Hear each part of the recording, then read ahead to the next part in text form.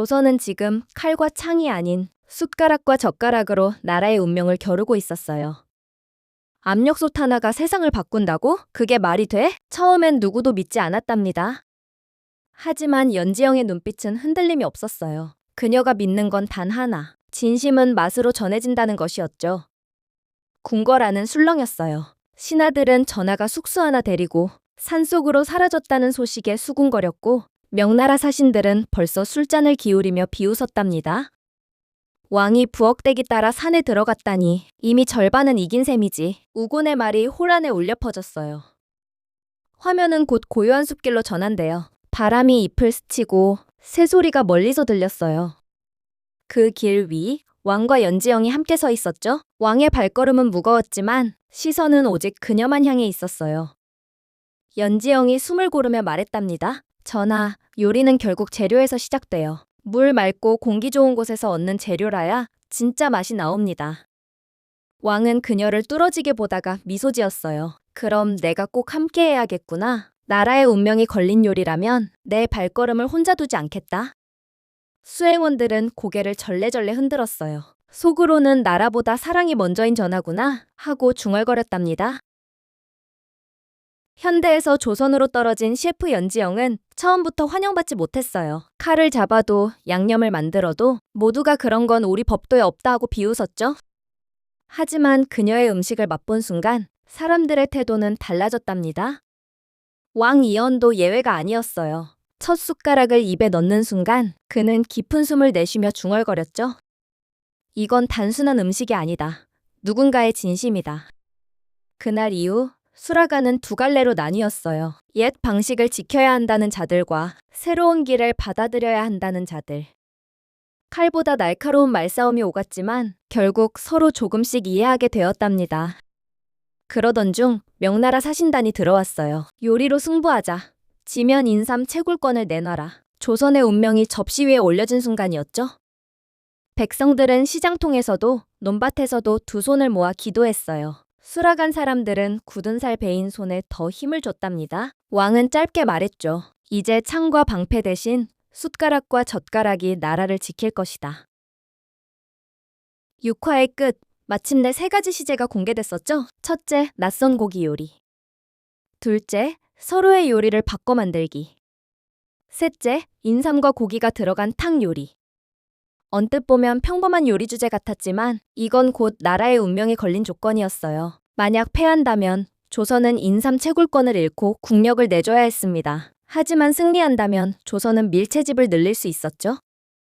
한 접시, 한 숟가락이 곧 외교와 정치, 그리고 왕권의 향방을 결정하게 된 겁니다. 왕 이언은 사람들 앞에 서서 차분히 말했어요. 이제부터는 글 한 장, 검 한 자루보다 한 그릇이 더 무겁다. 이 싸움은 조선의 심장을 지키는 싸움이다.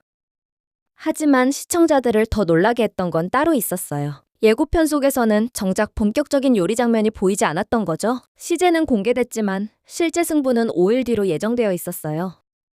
대신 제작진은 전혀 다른 장면을 내보였어요. 바로 낯선 설계도 한 장. 압력과 증기를 가둬 단숨에 깊은 맛을 내는 조리기구, 이른바 압력솥이었답니다. 연지영은 낡은 도면을 손에 들고 눈빛을 반짝였어요. 이걸 만들 수 있다면 삼계탕 같은 요리도 하루가 아닌 한나절 만에 완성할 수 있어요. 그리고 그 맛은 더 깊어질 겁니다. 문제는 실제로 이 기구를 만들 수 있는 장인이 없다는 것이었어요. 그 순간 사람들의 머릿속에 같은 이름이 떠올랐습니다. 조선 최고의 과학자 장영실의 후손, 세상과 담을 쌓고 살아가는 은둔자 장춘생.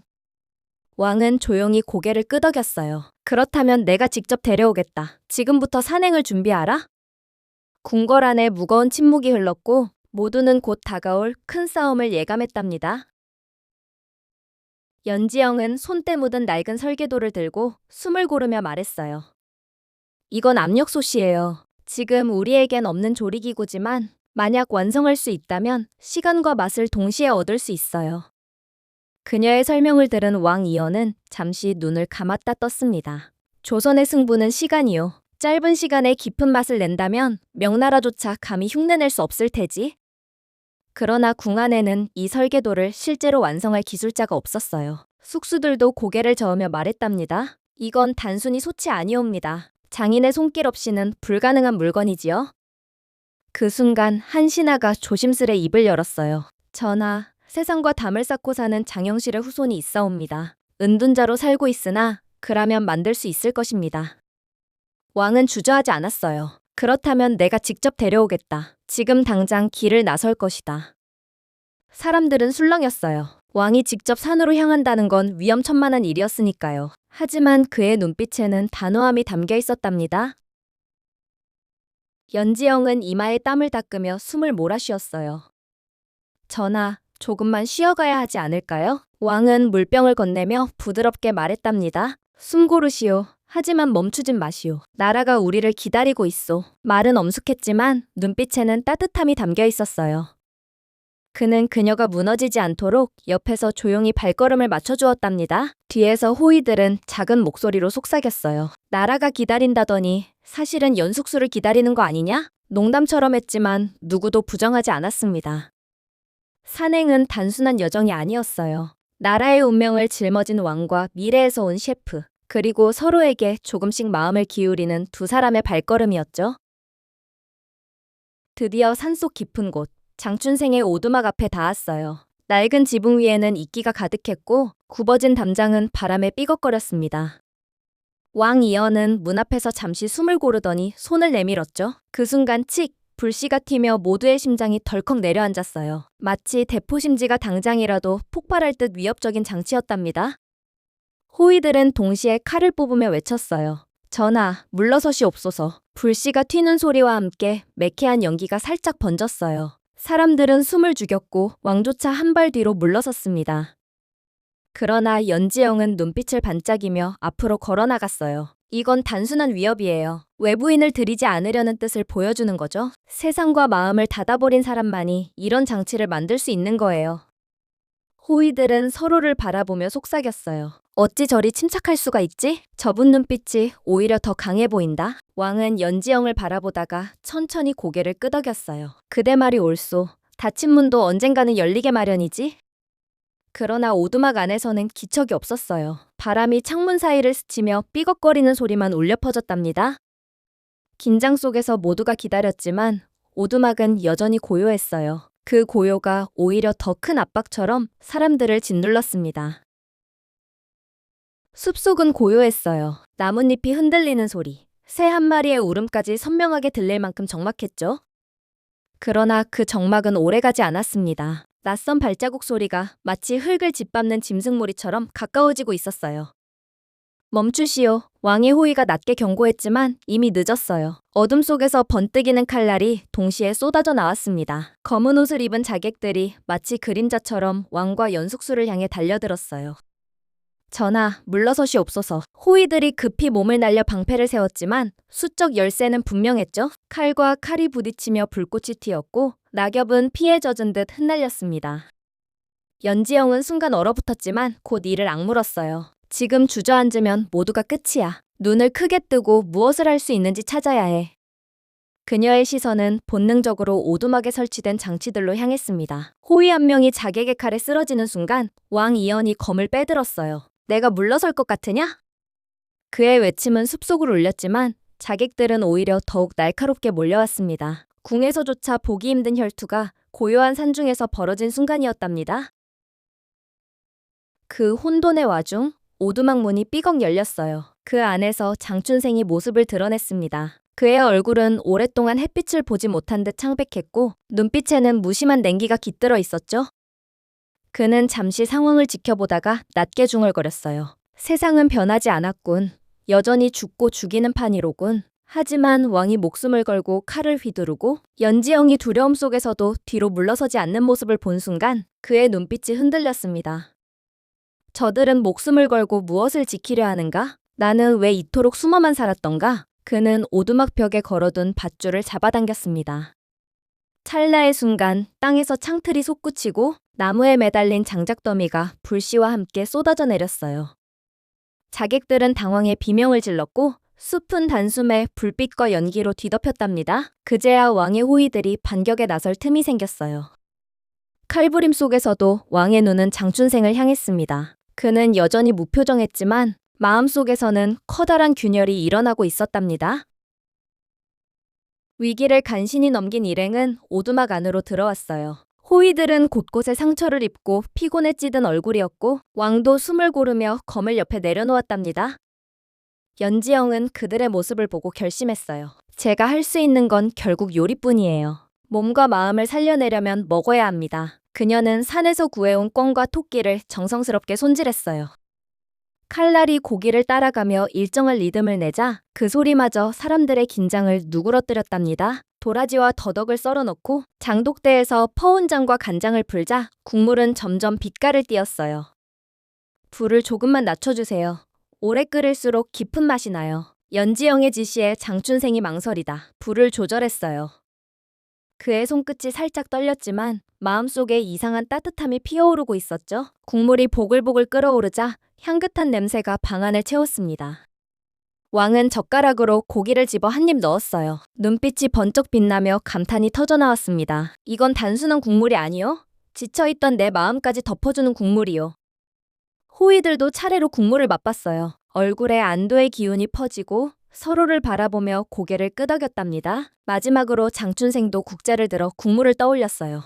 입안에 퍼진 깊은 맛에 그는 잠시 말을 잇지 못했죠. 세상과 이어지는 맛, 이런 게 있구나. 그 순간 차갑기만 했던 오두막 공기가 따뜻해졌고 모두는 처음으로 서로를 향해 웃을 수 있었답니다. 음식의 따뜻함에 마음이 조금씩 풀린 장춘생은 드디어 결심했어요. 그는 오래된 상자를 열었답니다. 안에는 달아빠진 도면과 세월의 흔적이 묻은 공구들이 있었어요. 이건 선조들이 물려준 짐이요. 나는 그 짐을 감당하기 두려워 숨어 지냈지. 연지영은 도면을 펼치며 단호히 말했어요. 지금은 그 짐이 필요해요. 이 도면이 조선을 살릴 수 있어요. 왕도 고개를 끄덕이며 덧붙였죠. 그대의 손끝이 나라를 구하게 될 것이요. 밤이 깊었지만 오두막 안은 활기로 가득했어요.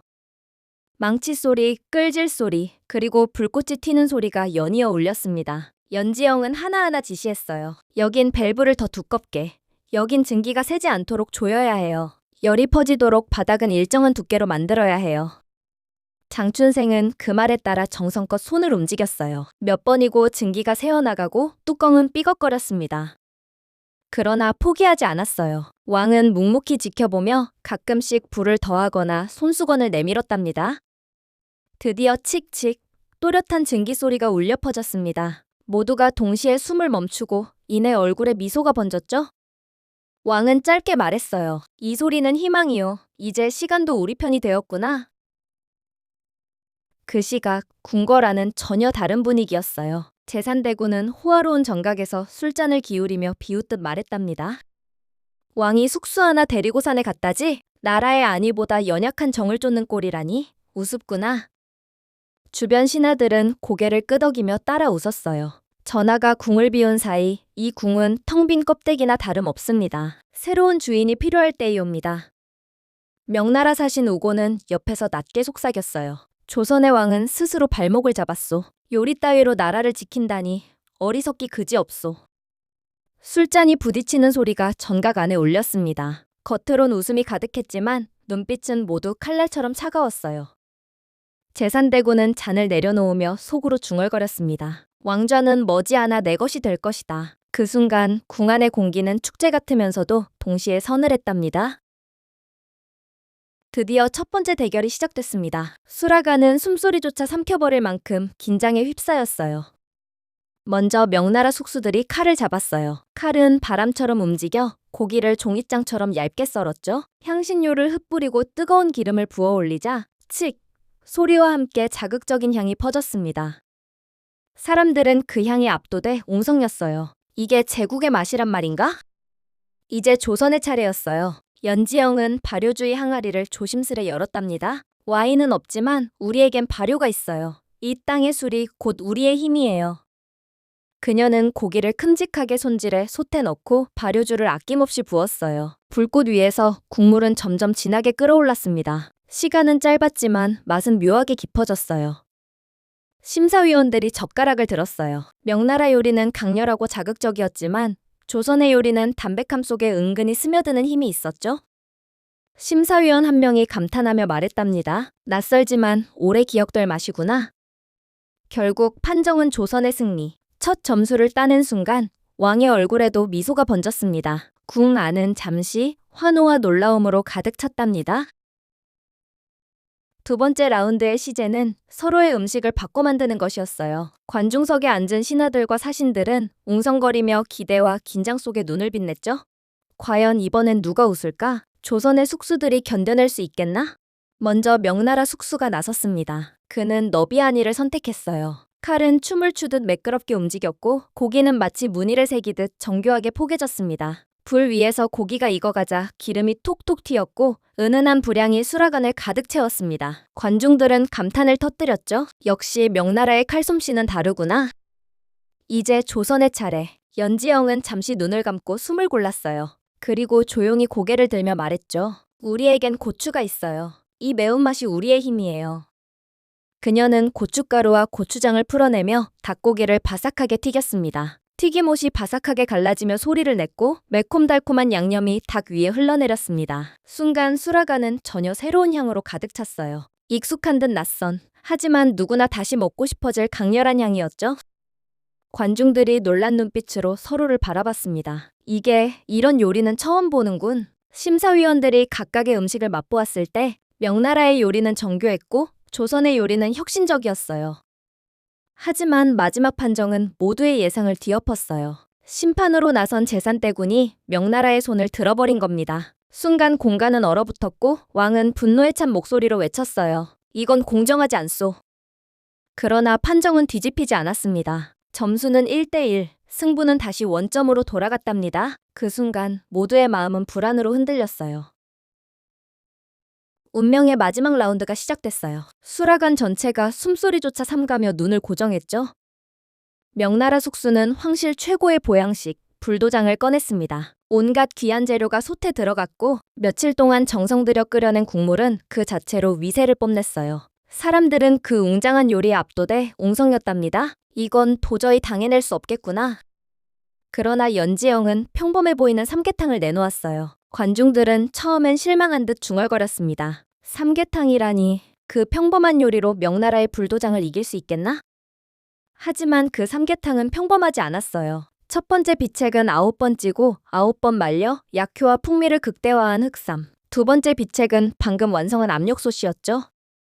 압력솥이 칙칙 소리를 내며 증기를 뿜어내자 모두가 숨을 죽였습니다. 뚜껑이 열리는 순간 깊고도 맑은 향이 수라간을 가득 채웠죠. 심사위원들이 한 숟가락 떠먹는 순간 눈빛이 환하게 빛났습니다. 이건 단순한 삼계탕이 아니구나. 시간마저 지배한 맛이다. 그들의 목소리는 놀라움과 경탄으로 가득했어요. 결국 판정은 조선의 역전승. 궁은 함성으로 뒤덮였고 사람들은 서로를 껴안으며 눈물을 흘렸답니다. 나라의 운명을 걸었던 대결은 그렇게 끝났습니다. 승리를 거머쥔 순간 궁은 환호로 가득했어요. 사람들은 눈물을 흘리며 서로를 끌어안았고 왕은 짧게 웃으며 속삭였죠. 우리는 해냈소. 드디어 해냈구나. 연지영은 땀에 젖은 손으로 수건을 받아들며 조용히 고개를 끄덕였어요. 아직 끝난 게 아니에요. 이제부터가 시작이에요. 그녀의 말처럼 기쁨은 오래가지 않았습니다. 제산대군의 눈빛은 차갑게 빛나고 있었죠. 그는 혼잣말처럼 중얼거렸습니다. 요리는 끝났다. 이제 진짜 전쟁이 시작될 것이다. 그 목소리는 낮았지만 궁 안구석 구석에 서늘하게 스며들었어요. 환호하던 사람들의 얼굴은 서서히 굳어갔습니다.